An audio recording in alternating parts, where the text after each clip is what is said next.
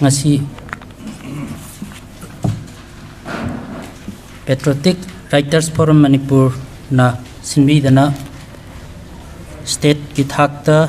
pangthok piriba manipuri loina silon da laipak ningba siguma thorum asigi seminar asigi amakta moderator oina da stelengsin biriba kai khumna jaribi paja runa adu loina na ngasi paper puthok piriba puthok lanthok pikraba oja sing adu lanthok pigadaba now Lenin namakpasu kai khunnabu chari loinana mangda lengchin biriba lamdam asigi akhang hai punamakpu kai khunnabu ochari ayamna thido hindongna adum khangbiraba ngaktani Arambam Samarendra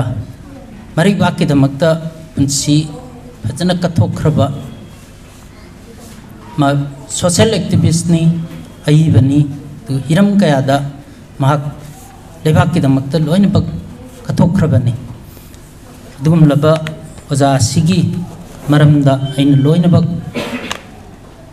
panjabadi ngamdre magi punsigi saruk kitang warsu hapningmani adugumba singsu ai panjadre yamna mapung oina drama khaktada oina hekta changchin jare aduna aina matam khajitang su ai su tenna phangjakibaduna si antobani aina masigi damakta ngakpinaba haijari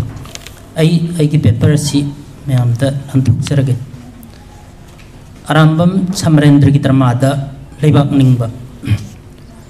manipuri natya sahitya da ahan boina maraipak ningbagi ihul chap chana phungdokba horakkiba lamdam asida nongchuplonggi phambak lila masana maru hulaktuna isagi oiba imarolna sanaba ihan hanba drama ikibaga ani ase amatto ina lakminnakhi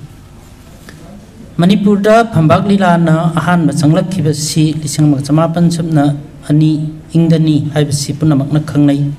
madu bangla londa sanakhibani sanakonungda lebak ke phamnaiba sing amadi jagoi sabi loisangi oja sing chhatra chhatri sing chhatra macha sing amnamak saruk yaduna prabhas milan haiba dharmaga mari leinaba lila oin utki aduga bangla londagi maitai londa handoktuna lising magat jamapan subna mangada paglini harbi lila si sanaki lila asina kasar kanhailan purdagi lakhiba oja biharina bangla londagi maitai londa handokpani aduga lila su mahangna tambibani asumna mamaronda lila sananingbagi wakal tabna pongnarakki lila asi maitai ronda Sanaragasu isaidi banglada sakhi mathangda amuk khaidem nungyai kauba oja amana Krista lising magchamapan taranipan ingda partha parajoi kauba lila asi bangla londagi maitai londa handoktuna sanakhi masidadi pung isai yauna lila masa pumba maitai lon oikhi aina manipur natya adi manipur drama horakhibagi samlappa amakak thamjabani Bangla londagi maitai londa handokpa drama kharasi sanarba matungda maitai londa mapung phana iba drama narasingha ase Krista lising magachamapan kunmanga ingda Churachan Maharaj gi thaurang makhada yamna chawna sillangduna Sri Govindaji gi mandopta phambak semduna sanakhi drama asi Sri Lairen Mayum ibungohal singana Krista lising magachamapan kunithoi ingda mahangna IA tamlingai matamda ikhibani lilagi samlapa waridi Krista lising magachanipan taramapan dagi lising magachanipan taramapan dagi lising magachanipan puntaruk phawgi chahi taret ase awana manipur khudum chanduna ot naiduna thamlabada gambir singha amadi narasingha machin manau anina british singi mateng laurga maribak manipur bu yeknaba awagi makhuttagi kankhibagi warini hairiba Lairen Mayum ibungo hal na iba Narasingha drama ase lising magachamapan nipan ingda lairik oina sapa tawduna puthokki Lairen Mayum ibungo halgi matungda su mraipak ningbada yumpham oiduna iba atoppa drama kaya manipuri aiba singna phampakta sananabagi damakta inarakki manipuri drama gi lamyan bani haina singthanariba sorokhaibam lalitna Krista lising magachamapan kunthani thoi ingda Bhagyachandra Kovalila ama iduna MDU na sanakhi लीला असिगी script ओइनदी फंगबा ngamdre Bhagachandra hariba asimaki maming manaba लीला अमसु Arambam Samarendra lising macamapan kuntramapan ingda iduna Aryan theater na sanaki Manipurgi angan mamatamgi लीला iba ama oina singthaba yarba Sawaijam biren nasu Tikendrajit haina mingthonba Maraibak ningbagi wakhalon utpa drama ama iduna lising macamapan nipumapanda MDU sanaki Angres singa mayok nabalan pamda Maraibak kidamak siba kidana punshi kathokraba Tikendrajit ki warida lamdam siki aiba kayana drama iduna puthoknaki saknairaba aiba amadi dramatis Sriman Mayang Lambam Biramangol Singhanasu Tikendrajit haina mingthon basi iduna Aryan theater na yamna chawna silangduna 1954 ingda sanaki maski matungda 1958 August 16 da Maitram Bir Singha na iba Bir Tikendrajit haina mingthon drama ase rumhol theater na sanaki लीला असी पुथोरप मतमदा रूमहल theatre की Mughal लेरबा artist सिंगी थैदोक हेंदोकपा हैसिंगबा Matauna थवाई हापचिंदना मित्रम बीरगी बीर टिकेंद्रजित हारिबद्रम लीला असी माइपाकपा मियामना पामबा हाइबदु ओइखी मदुगी मतुंगदा मयांगलमम बीरमंगोलना इबा Narasimha हाइबा drama अमसु अदुगा 1958 दा पौना हाइबा drama अमगा 1958 दा Aryan theater na sanaki Haibal singmaga chamapan yang khaigi matam ase leibak ningbada yumpham oiba lila iba aibagi masing yamna thorkiba matamni Arambam Samarendra su haiba ticket asida thorkiba lila iba amani haiba yai mahaksu haiba matam sida maribak ningbagi wakhalonda ihan hanna drama iba haukibani Kristal singmaga chamapan yang khaimanga ingda Mahakna chahi taret kuntakpa kauba drama ase mahaki punchigi su hanbo oina ikibani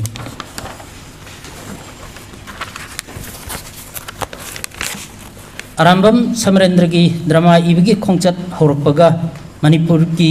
sahitya da anova drama gi yawol lakpaga anisi matam amatta da lakminaki habi yai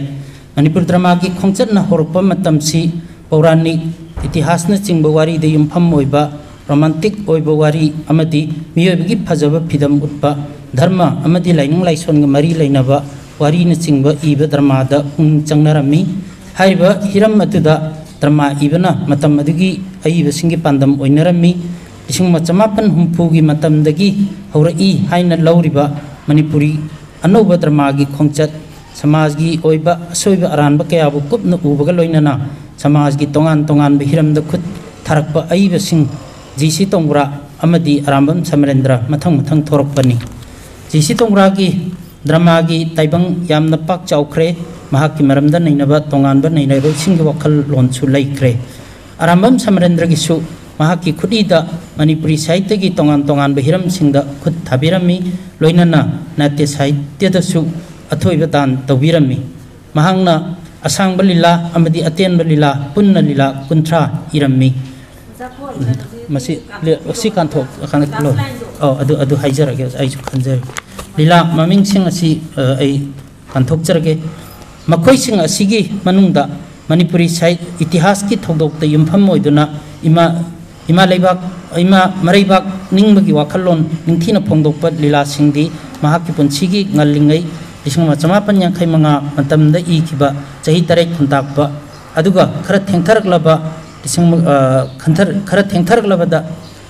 chama marphugi athengba matamda iramba lila sing sakhang khidraba lanmi ipu thangal general amadi 1958 manipur gi ningtam lan hariba sing asini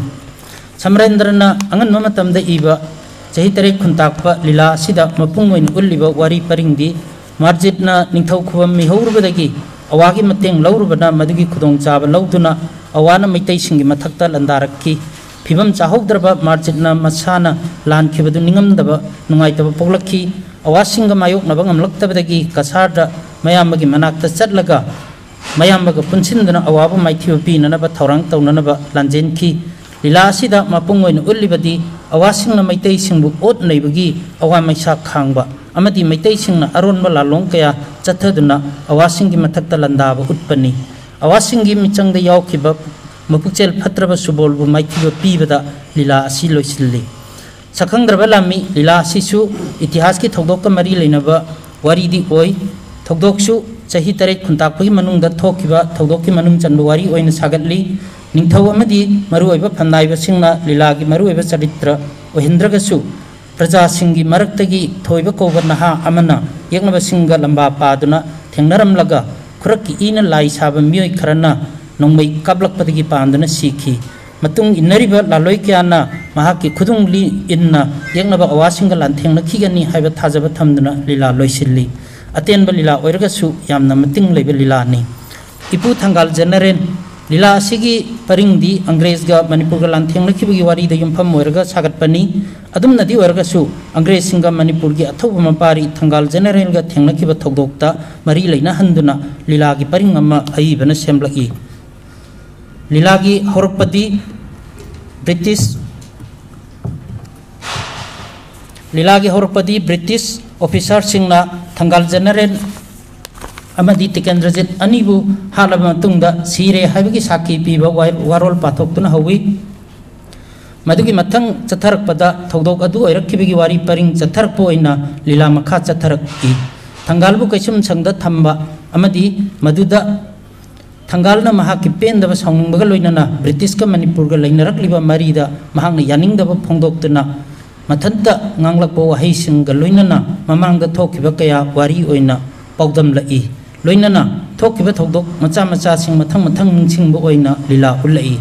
chandrakiti na naha oringaida british singna loktu naraga ningthau oigadorba chandrakiti bu mapal leibakta thamkhraga manipur bu loksinna ba honaramba fatta loksing adudagi thangalna nanthon kiba thodok ulai makha tarakpada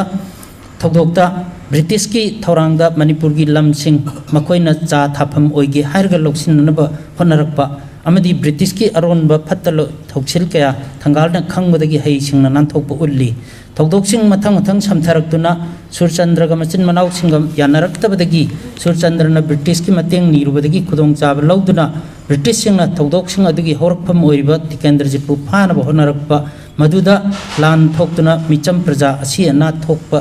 aso apan yaukhiba lan adu british singna lepnanaba lauthoki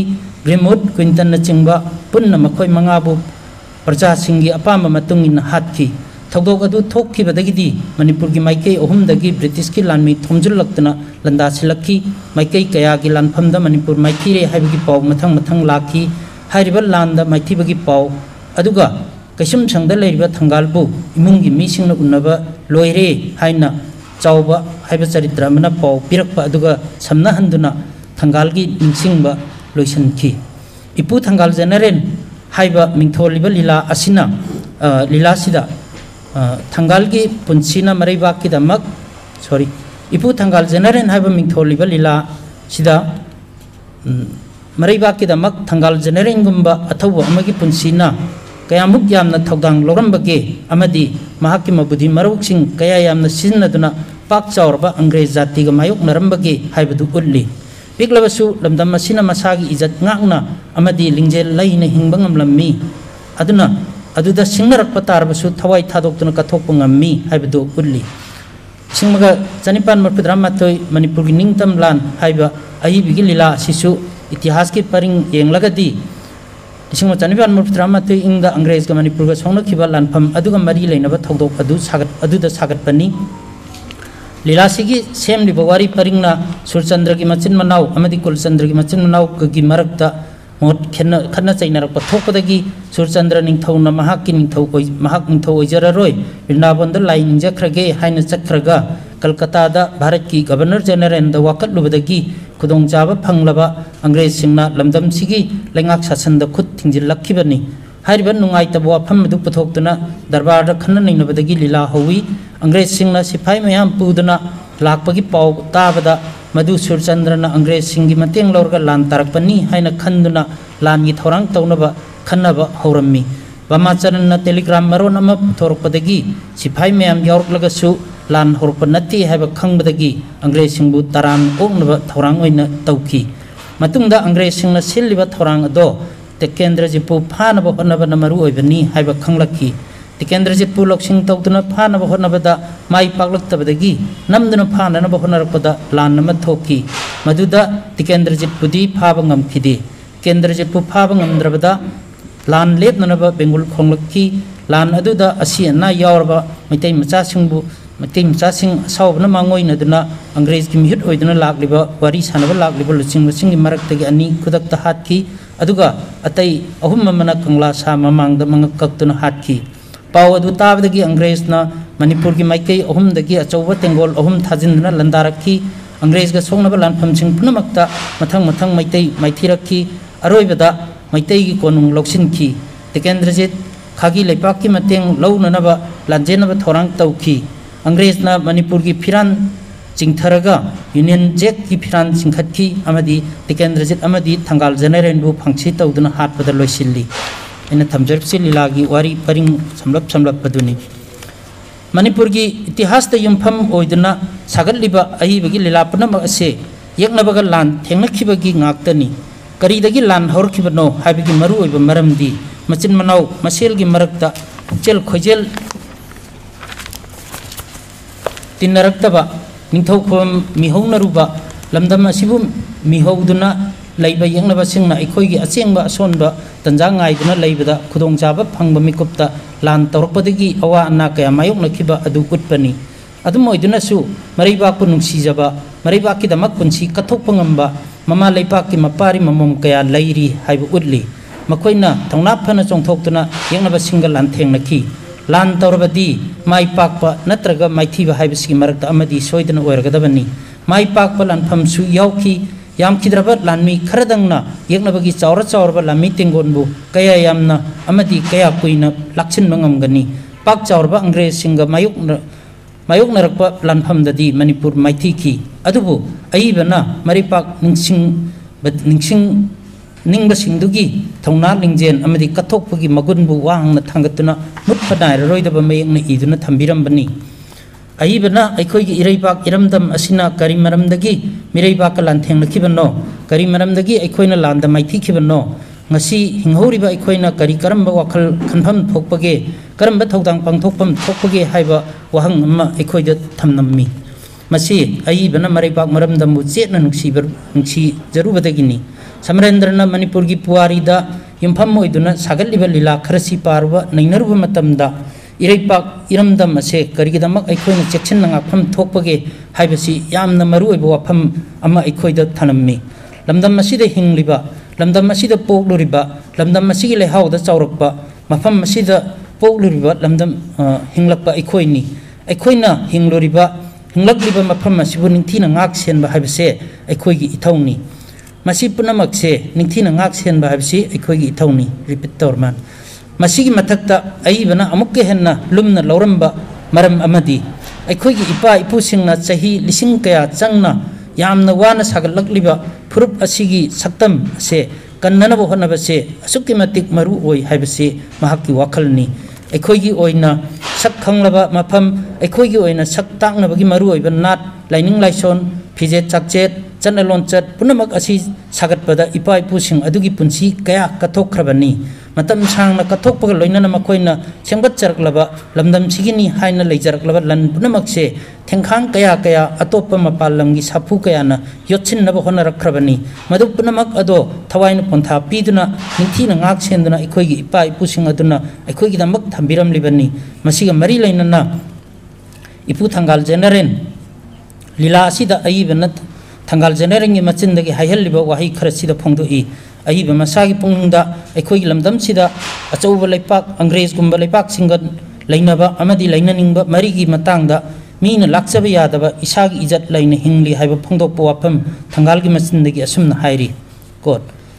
अपिकपा अइगी इरमदमसिदा इनिंगतमना हिंजनिंगबा अखोइगिसु इकाई खुमनबा लै अइगी इरैबाकसिगी लैहाव अमदी इसिंग नुंचितना पीबा पुंसी सक्तम मदुदा इंगना चिकना पुंसी लेंजनिंगबा अखोइनी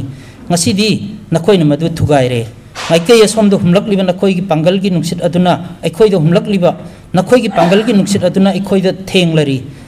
ngaत्रबदी अखोइसु हमदोखिबा ताबनी नोंपोकलम असोमदा नखोइना थेंगनरिबा लेपाक असिगी सांगलबा पुवारी अमा लैख्रे ngasi oiriba punsi gi phibam masi tanana ba sagat pada chahi kaya kaya miron kaya kaya haukrabani ekhoi gi chanabi inat amadi thajaba masak chengna leijai ngasi dadi pikpa chauba kanba sonbagi wa leite miyoiba haibadagi asengba magun singduni masigi matang dadi nakhoi gi ekhoi ga thengnabada nachungada ba wa su leite ipu thangal general dagi lokthok jaban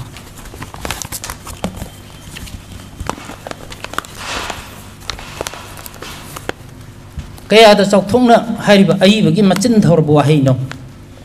itihas ta leramba thangal gamba misak amadagi soidana mak wafam masi phongdok lamba su yai adumakpu aibada wakal si karimta laitana sem saduna phongdok pada kamdokna haiba ngamgadage aibana asengba maraibak nungsi kiba misak oi kibaduna magi thamoidagi thorak kiba wahai khuding machi oiba wahai ngakta phongdok ngam kibani haiba chumgani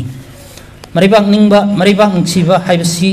haibasi manung janna tawiyaba pangthokadaba thaugang khara aibagi lila neinabada khoi mangda thorai madu aiba Samarendra gi lila da phongdoklam liba amadi maru oigani haina lauram liba thogdok amadi achet pamong da khangalam liba wafam kaya asidagi khamngammi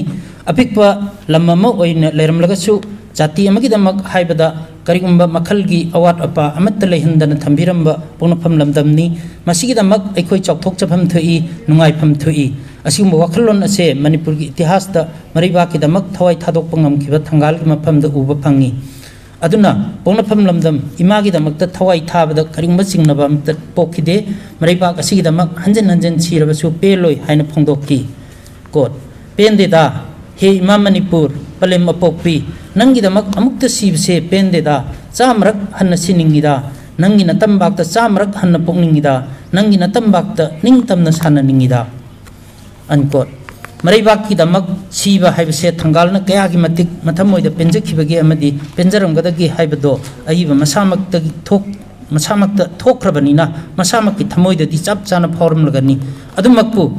machin manau I masen gi marakta thokkiba chatharakiba thawong adubadi mahakki thawaina pelamdaba yai furup masel I masel gi marakta amana amabu manghannabu honnabagi pendaba thawong sidi aibani yamna wajakibani Samarendra gi punsida apunmagi saktam sagatnaba honnabada asukki matik wajaki ekhoi masel gi marakta bahap tanakidaba aduna maram oiraga mapalamgi mitop chingna khudong chaba lawduna lamdam asibu painanaba silakpagi tanja phangkibani masigi wakhalon asi aibana mahakki lebang nungda yumpham oiba drama khudingda adum yawhalli haibi yai chahi tare khuntakwa lamdam asida awalaipakna chahi tare ot naiduna kangkhong chahellamba thodok ado marjit nan thaukhubam mihaurubadagi mathang kaitharakkiba thodokni ipu thangal general amadi Bising chanipat marpra matloi manipur gi ningtam lan animak lamdam phigi itihas tamai larba iraba ngaktani machin manau ibasing marakta pukchel khojen tinadabadagi thokkiba thokba thok ngaktani haibse aibana mahakki lila da ningthina khangannaba dum hornai sakhang khidraba lami da su hariba mong se aibana dum golli maruoiba mitop miral chadi tokraga ekhoi masel gi marakta amana amabu mangnaba sinba masagi oijaba khargi damak yangnaba singi maikaida laikhiduna khunai asina laibak thiba khongpham da takibagi thogdok masing naidana thokli habisi khudam oiduna ulli bukchel sengna mariba ki damak thawai hakchang yauna lanthengnariba miyoi kya gi punsina khangu thakta punsi pikhamna kibagi thawong ekhoi gi mitmang du halli ai bane amna pen khidaba ase ekhoi masel gi marakta bukchel khojel tinadaba asini lingjen manana yengnaba singbu thengnaminarabadi mitop kanana su ekhoi lakchagadaba laite piklaba su ekhoi gi iraipak iramdabbu ipai pusingna matam kaya chahi cha kaya changna phajarba saktam ma sembiram labani masibu sectionna lingjen manana ngaktuna hingminnaba haibsi aibana pamjaki aiba Samarendrana ekhoi gi khunnai ijati asibu semgatpa afaba maikaida punana bahonaba sida nupi oi singi maru oiba thogdang kaya yamna tangai phadabagi haibsi oi mafam chaba matang chaba yengduna nupi gi maru oiba wafam ningsing halli kunai amagi mayon chumba haibsi nupi singna mangjin thapam thoi haibagi Samarendra gi achetpa thajabani lebak ningbagi wakhalon bo hakthengna utpa drama natragasu mahaki drama sing maru oina jar sahib ki mungda aruna dasagi da umana chingba ase nupi gi ning tamjagadaba wakhalbu namchindna phajindna nupi singna apamba maikaida punana bo honarakpabu pendaba nupa singna apamba maikaida punana bo honarakpabu pendaba ulakpa horaki aduga sanatombi dadi sanatombi charitrana nupi oi bibu samaj gi chanabina lichang chitna phajin punsinna thambirak chanabi bu mi amo ina chap manana punchi mahing chap manaba punchi mahing amada ningtam na hingadabani haibu uttana chanabi gi yoling thadatuna lakhi punamakse aibana nupi bu mapang kangkhal haningbagi apamadu laibanani masisu Samarendrana maribak nuksibagi iramda masibu anoba matamgi selda tillaba matamda nupi obising ase hajin punsinna thamlabadi ngamloi oithokloi haibu ubadagi nupi singda thanamba aman chanabi kya bu thadatna bohnarakpada mahak wakhal adu utpani manipuri nupi singidamak kado okoche hoi kathok hoi manipuri nupi singidamak aiba Samarendrana chauthokchaba nupi singi thoidoi hendokpa magunbu khangbiki jar sahib ki munglilada sim awai khum tawnabagi simai kathokcharge asumna nupi oibigi wakhalbu thongna haptuna samajda anoba mayol ama puraknabagi lambi thiba ngamgani haibase Samarendragi thajabani sanatombi liladadi sanatombi na mi amo ina mahak masagi apamba lambi da lakpada kayamuk thongna laina sing changchilabagi haibado sanatombi na tondonbagi manakta thongna laina mapabu singnadana lakpa matangda tondombada haikiba sima sukan thokjarage asumna lila kharada Samarendrana intellectual gi thakta khanna handana naina handana nupi obisingbu chanabigi yolhingna punduna thambadagi nantho handana afaba samaj ama semgatpada makhoi gi aningba pamba kaya khalhanba phongdoanba thabak oina pangthohanmasi tangai phadi haiba wakhalon thambirami masi asigumba kaya se mahaki maribak ningbagi anoba mayol ama thirakhibani haiba yai Arambam Samarendra di waroi sindalak jare Arambam Samarendra di maribak ki damak yamna khanjakhiba amadi thabak oina su maribak maramdam gi damak chokhatna ba honaramba luchingba amani mahak ki maribak nungsibagi wakhalon mahak ki drama singda ningthina adum tahalli drama ibagi thoido hindokpa matik magun kya sinnaduna maribak maramdam na mikhapo na leirakkhibagi thamoi khon na chaglakhiba mathamoi gi tengtha khol mahak ki lagi mapung obe charitra sing machindagi haihalli chahi kya changna mirol kya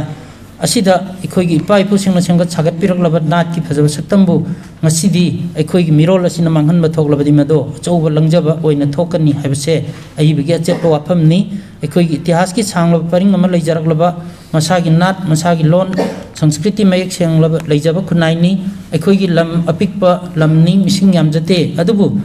lamdam masibu yaknaba kanana su namthaba ngamloi karigumba akanba pangal sakthina namthaduna ning tambagi lanthengnariba thawai kayabudi mangan kibe yai adubu ngasi thawai ama thakhrabasu thawai kya amasu thorakhigani ning tambagi damak soidana lanthengnarakhigani haiba achetpa wafam aibana phongdoklammi maraiba ki damak lanthengnanaba thorakliba khunai asigi horakliba mirol singda mahangna uhalibadi punsinba amatoi bagi wakal chen batana yakna bagalan thengnaba ngamgani machoi taba wakal amadi thabakna aikhoi gi thabakta mai pakpa purakpa wagani haibasida mahakna yamna wajaki aikhoi gi lamdam asigidi nupi obisingi thodang ase mamangai hona chauna pangthoktuna lai aduna anobo wakal khaladuna mahi masing henduna samaj gi thabak thodang da punna saruk